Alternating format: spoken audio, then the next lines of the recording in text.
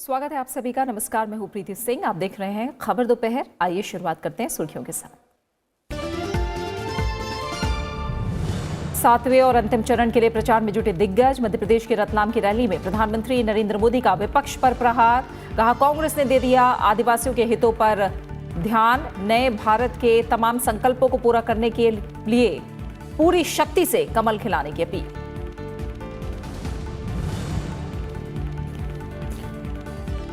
पश्चिम बंगाल के जादवपुर में बीजेपी अध्यक्ष अमित शाह को नहीं मिली रैली की इजाजत। हेलीकॉप्टर को भी उतरने की इजाजत नहीं। बीजेपी ने बताया टीएमसी सरकार का तानाशाही रवैया। चुनाव आयोग से संज्ञान लेने की मांग। अरुण जेटली ने कहा, पश्चिम बंगाल में खतरे में लोकतंत्र।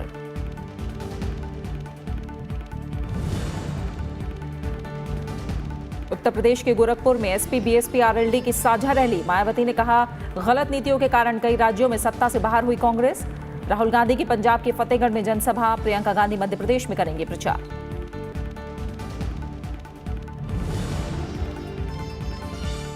गरीबी दूर करने और शहरी और ग्रामीण क्षेत्र के बीच दूरियां कम करने के लिए रचनात्मक सोच की जरूरत। दिल्ली में आईसीएसएसआर के स्वर्ण जयंती समारोह में उपराष्ट्रपति का संबोधन। कहा, सामाजिक समानता और लैंगिक संवेदनशीलता प्रभावशाली विकास के लिए जरूरी है।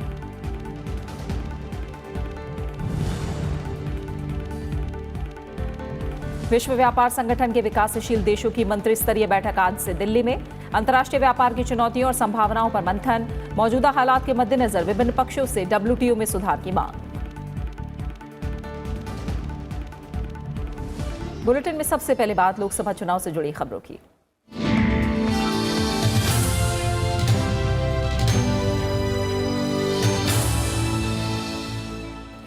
लोकसभा चुनाव के 7वें और अंतिम चरण के लिए प्रचार तेज हो गया है। विभिन्न राजनीतिक दलों के बड़े नेता जगह जगह जनसभाएं कर रहे हैं। प्रधानमंत्री नरेंद्र मोदी आज मध्य प्रदेश के दौरे पर हैं। आज मध्य प्रदेश के रतलाम में उन्होंने जनसभा को संबोधित किया।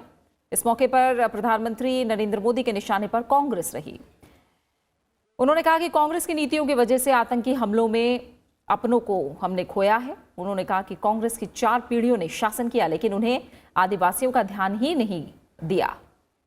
प्रधानमंत्री ने कहा कि देश का फर्स्ट टाइम वोटर नेताओं को गंभीरता से देख रहा है।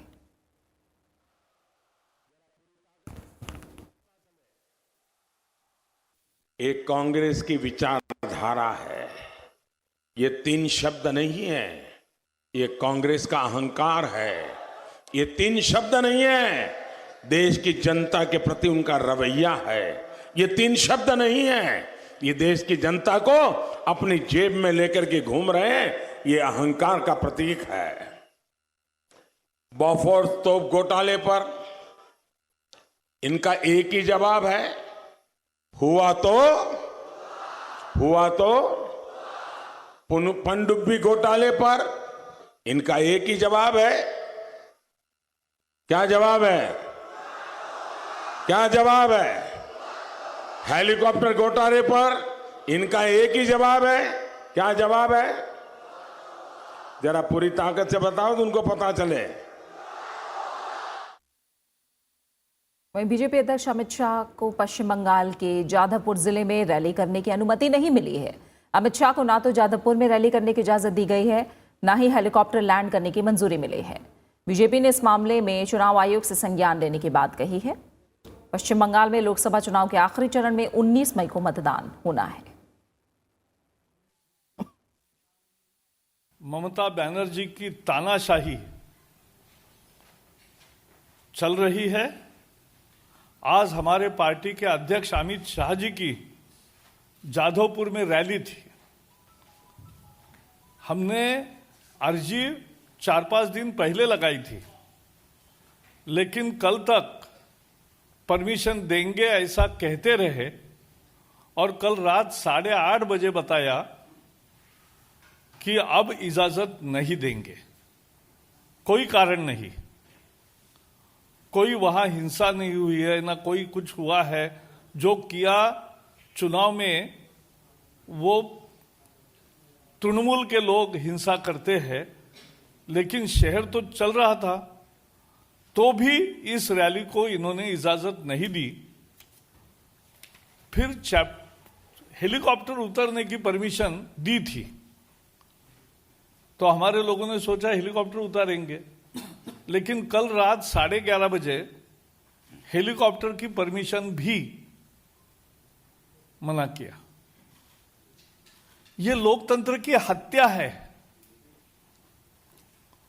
चुनाव आयोग को स्वयं संज्ञान लेना चाहिए।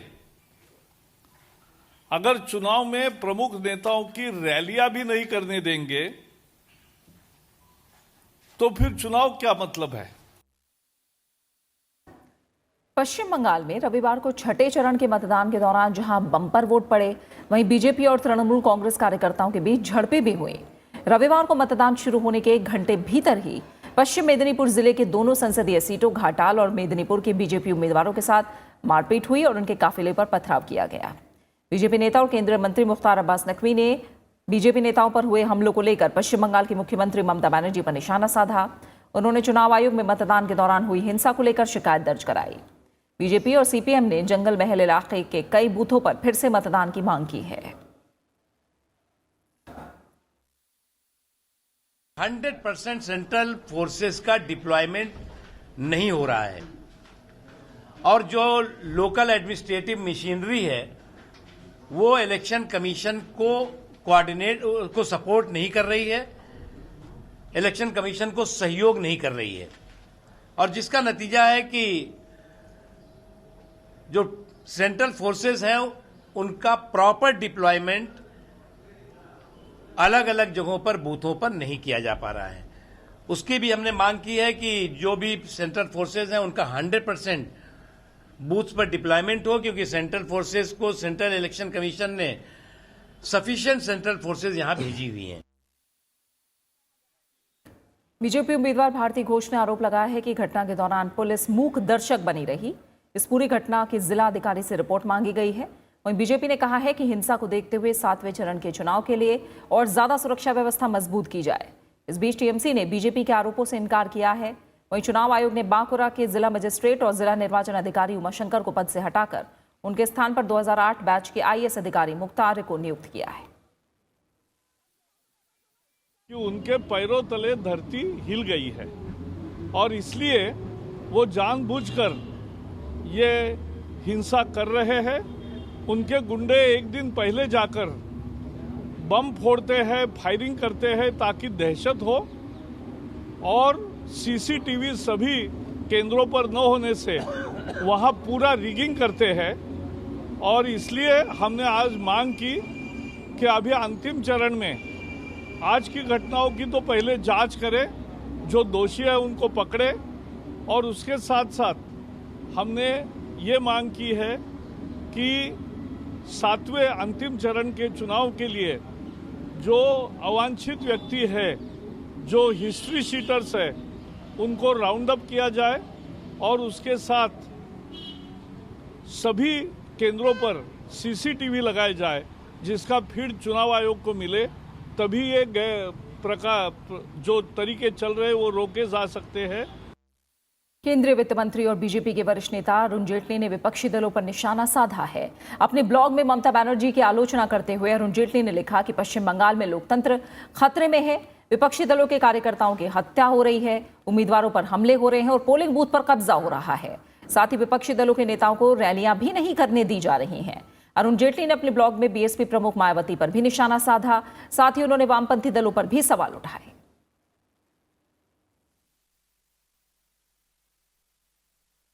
कांग्रेस अध्यक्ष राहुल गांधी आज पंजाब के दौरे पर हैं। उन्होंने फतेहगढ़ में जनसभा को संबोधित किया।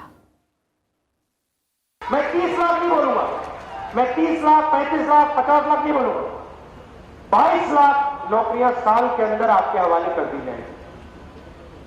10 लाख युवाओं को पंचायतों में रोजगार दिया जा सकता है। 10 लाख युवाओं को पंचायतों में रोजगार दिया जाएगा। पंजाब के युवा नया बिजनेस चालू करना चाहते हैं, देश के युवा नया बिजनेस चालू करना चाहते हैं, और अमरिंदर सिंह जी ने पंजाब के युवाओं को रोजगार देने के लिए बहुत काम किया है। पूरा पंजाब जानता है और इंडस्ट्रियल रिकवरी हो रही है, और यहां के पास में भी जो पहले यूनिट बंद हो गए थे वो खुले हैं। उत्तर प्रदेश के गोरखपुर में एसपी बीएसपी आरएलडी ने साझा रैली की। कि एक बार फिर गोरखपुर ऐतिहासिक वोटों से जीतने जा रहा है।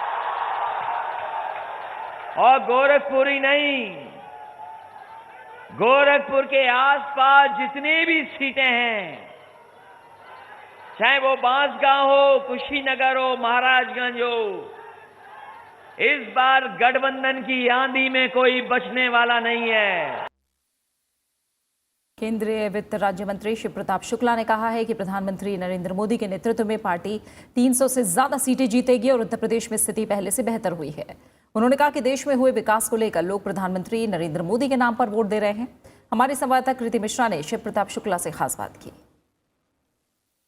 मेरे साथ हैं देश के MOS finance Shiv Pratap Shukla ji. Welcome Rajya Sabha सर। 2019 में किस तरह की स्थिति देख रहे हैं आप बीजेपी के लिए, किस तरह की स्थिति यूपी में देख रहे हैं? यूपी में भी पहले से अच्छी स्थिति देख रहे हैं और देश में भी 300 प्लस की स्थिति में हम जा रहे हैं बीजेपी। तो इस नाते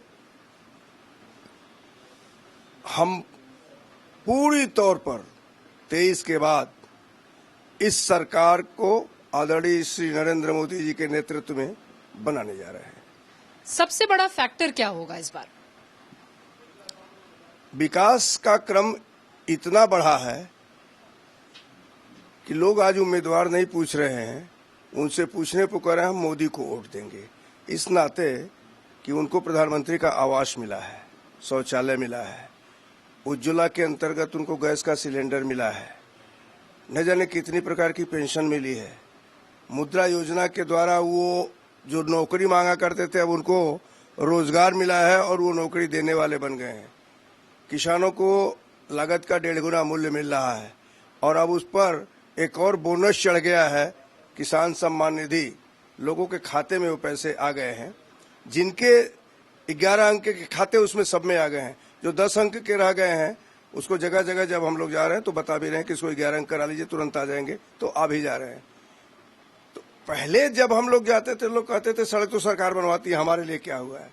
आज तो कहना भी नहीं पड़ता, वो कहती नहीं मोदी जी ने मुझे इतना दे दिया है कि अब मुझे मोदी को ही वोट देना है। गोरखपुर में पिछली बार जो बायपोल्स हुए थे उसमें बीजेपी को हार का सामना करना पड़ा था। किस तरह की चुनौती देख रहे हैं इस बार आप गोरखपुर में? नहीं, उस समय की स्थिति ये थी कि अति आत्मविश्वास में लोगों ने ये कहा था कि हम जीतेंगे ही। अब की बार हमारे सारे कार्यकर्ता पूरी तौर पर लगे हुए हैं, मुख्यमंत्री भी लगे हुए हैं और मुझे लगता है कि हमको पूरी तौर पर सफलता मिलेगी। उसमें कहीं इफ बट की स्थिति नहीं है। धन्यवाद हमसे बात करने के लिए। गोरखपुर से कैमरा पर्सन जितेंद्र नेगी के साथ कृति मिश्रा, राज्यसभा टीवी। लोकसभा चुनाव के छठे चरण में 64% से ज्यादा मतदान दर्ज किया गया है। इसके साथ ही 7 राज्यों में 59 लोकसभा सीटों पर मतदान का काम कल पूरा हो गया। अब तक 6 चरणों में 483 लोकसभा सीटों पर मतदान का काम पूरा हो चुका है। इस दौर में उत्तर प्रदेश की 14 लोकसभा सीटें, हरियाणा की सभी 10, पश्चिम बंगाल, बिहार और मध्य प्रदेश की 8 सीटें, दिल्ली की सभी 7 और झारखंड की 4 सीटों के लिए वोट डाले गए। हालांकि पश्चिम बंगाल में मतदान के दौरान हिंसा की घटनाओं की खबर भी आई। छठे दौर में उत्तर प्रदेश की 14 लोकसभा सीटों पर 54.75% लोगों ने अपने मताधिकार का इस्तेमाल किया। इस दौर में समाजवादी पार्टी के अध्यक्ष अखिलेश यादव, केंद्रीय मंत्री और बीजेपी उम्मीदवार मेनका गांधी और जगदम्बिका पाल, हरीश द्विवेदी और कांग्रेस के नेता संजय सिंह के राजनीतिक भविष्य का फैसला होना है। हरियाणा की सभी 10 सीटों पर 70.16% मतदान हुआ है। मतदान प्रक्रिया खत्म होने के साथ ही कई दिग्गज और राजनीति में उतरे नए युवा चेहरों समेत 223 उम्मीदवारों का भाग्य ईवीएम में कैद हो गया।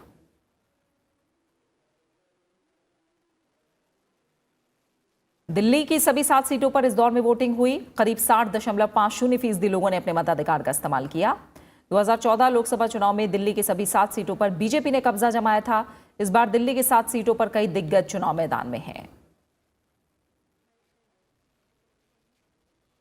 पश्चिम बंगाल की बात करें तो 8 लोकसभा सीटों पर 81.94% मतदान दर्ज किया गया। पश्चिम बंगाल में रविवार को छठे चरण में मतदान के दौरान जहां बम्पर वोट पड़े, वहीं हिंसा की भी खबरें हैं।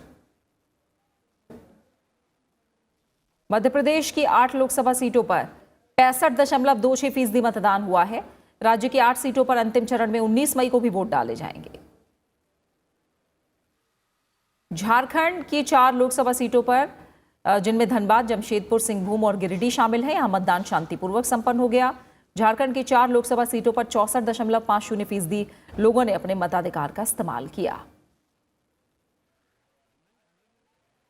वहीं बिहार की 8 लोकसभा सीटों पर 59.29% मतदान दर्ज किया गया। बिहार में बीजेपी की अगुवाई वाले एनडीए और आरजेडी की अगुवाई वाले गठबंधन के बीच सीधी टक्कर है। Sixth phase of polling across the country drew to a close now, and with the conclusion of this phase, we are now inching closer towards the finishing line. That is the 7th phase. The 6th phase today was spread across 59 parliamentary constituencies in 7 states. The states in the fray today were Bihar, Haryana, Jharkhand, Madhya Pradesh, Uttar Pradesh, West Bengal, and National Capital Territory of Delhi. First and foremost, on behalf of the Election Commission, I again applaud the millions of voters who braved the hot weather, except in Delhi, which was a little cooler today. They also braved the long queues and numerous difficulties to cast their votes. Our special thanks again to women, persons with disabilities and senior citizens who, despite their difficulties and adverse circumstances, they came and voted in large number. चुनाव आयोग ने नीति आयोग द्वारा प्रधानमंत्री कार्यालय को उन जिलों का डेटा उपलब्ध कराने में आचार संहिता का उल्लंघन नहीं माना है जहां प्रधानमंत्री नरेंद्र मोदी की चुनावी सभाएं होनी थी। Senior deputy election commissioner Sandeep Saxena ने कहा कि प्रधानमंत्री को उस नियम से छूट मिली है जिसके तहत मंत्री चुनाव प्रचार के साथ आधिकारिक यात्रा नहीं कर सकते। सक्सेना ने बताया कि प्रधानमंत्री को ये छूट अक्टूबर 2014 से मिली है और ये एक बार के लिए नहीं बल्कि हमेशा के लिए है। बाद में सूत्रों ने बताया कि नीति आयोग ने पीएमओ से किसी तरह का राजनीतिक डेटा नहीं बल्कि जिला स्तर का डेटा शेयर किया था।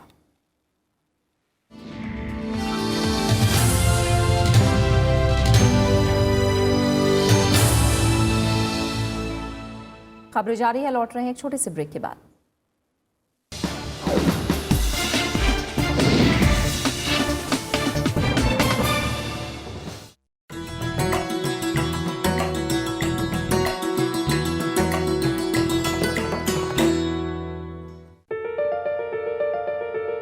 कन्हैयालाल माणिकलाल मुंशी, महान शिक्षा शास्त्री और राष्ट्रभाषा हिंदी के सेवक।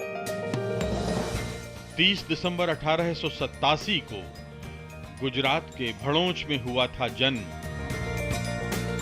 संस्कृत के भी थे प्रकांड विद्वान। 20 साल तक संस्कृत विश्व परिषद के रहे अध्यक्ष। हिंदी साहित्य सम्मेलन की अध्यक्षता भी स्वीकार की। गुजराती साहित्य परिषद की स्थापना और 10 बरस तक उसकी अध्यक्षता। 31 साल तक भारतीय विद्या भवन के अध्यक्ष। 1952 में बने थे उत्तर प्रदेश के राज्यपाल। अनेक पुस्तकों के लेखक। जय सोमनाथ सर्वाधिक चर्चित उपन्यास। 8 फरवरी 1971 को देहावसान।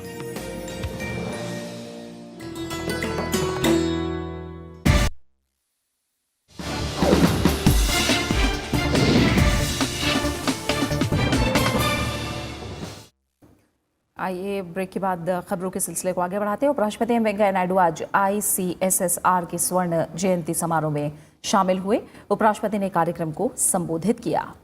उपराष्ट्रपति एम वेंकैया नायडू ने कहा कि गरीबी दूर करने और शहरी और ग्रामीण क्षेत्र के बीच दूरियां कम करने के लिए क्रांतिकारी रचनात्मक सोच की जरूरत है।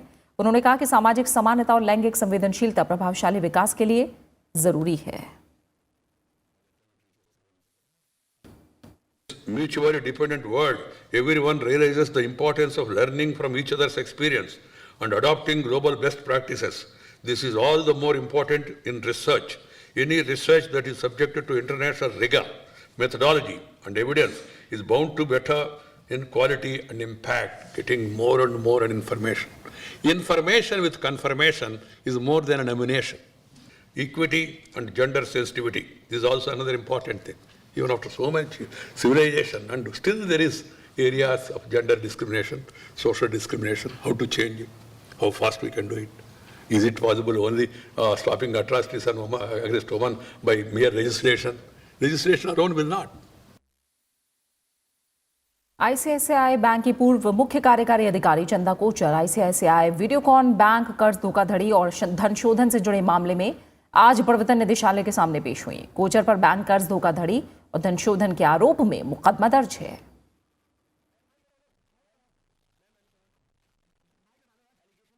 चक्रवाती तूफान फोनी से प्रभावित क्षेत्रों की स्थिति का आकलन करने के लिए केंद्रीय दल ओडिशा के दौरे पर है, जो वहां फसलों और आधारभूत संरचनाओं को हुए नुकसान का पता लगाने के लिए सर्वेक्षण करेगा। इस बीच रविवार को ओडिशा के मुख्यमंत्री नवीन पटनायक ने घोषणा की है कि तूफान में जिनके भी घर गिर गए उन्हें पक्के मकान उपलब्ध कराए जाएंगे।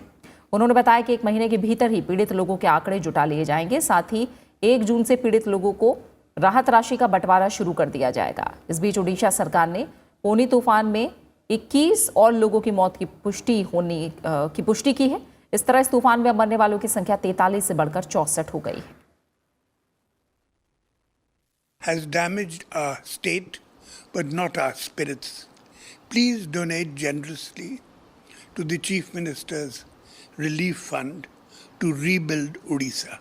We are making all out efforts to rebuild the damage as soon as possible. विश्व व्यापार संगठन की अहम बैठक दिल्ली में जारी है। 2 दिवसीय बैठक में विकासशील देशों के मंत्री और अधिकारी विभिन्न जरूरी मसलों पर चर्चा कर रहे हैं। बैठक में भारत ने WTO में सुधार और किसानों की मदद के लिए जरूरी सुधार की मांग की है।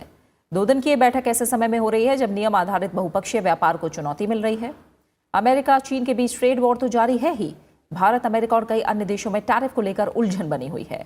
बैठक में चीन, मिस्र, इंडोनेशिया, मलेशिया, टर्की सहित विकासशील देशों और 6 सबसे कम विकसित देशों के मंत्री और वरिष्ठ अधिकारी शामिल हो रहे हैं। और अमेरिका और चीन में ट्रेड वॉर के बीच विदेश मंत्री पोम्पियो ने काफी अहम बयान दिया है। अमेरिका ने कहा है कि वो भारत, ऑस्ट्रेलिया, जापान और दक्षिण कोरिया जैसे समान विचार वाले देशों को एकजुट कर रहा है ताकि हिंद प्रशांत महासागर क्षेत्र के देशों की संप्रभुता सुनिश्चित की जा सके। अमेरिकी विदेश मंत्री माइक पोम्पियो ने कहा कि इन देशों को किसी भी दबाव का सामना नहीं करना होगा। अमेरिकी विदेश मंत्री की तरफ से यह बयान ऐसे मौके पर आया है जब कुछ दिन पहले ही अमेरिका, फिलीपींस और जापान की नौसेना के साथ भारतीय नौसेना ने भी दक्षिण चीन सागर में संयुक्त अभ्यास किया था। चीन कई मौकों पर दक्षिण चीन सागर पर अपना वर्चस्व दिखाने की कोशिश कर चुका है। उन्होंने कहा कि स्वतंत्र और खुली व्यवस्था के प्रति एक व्यापक प्रतिबद्धता का हिस्सा है।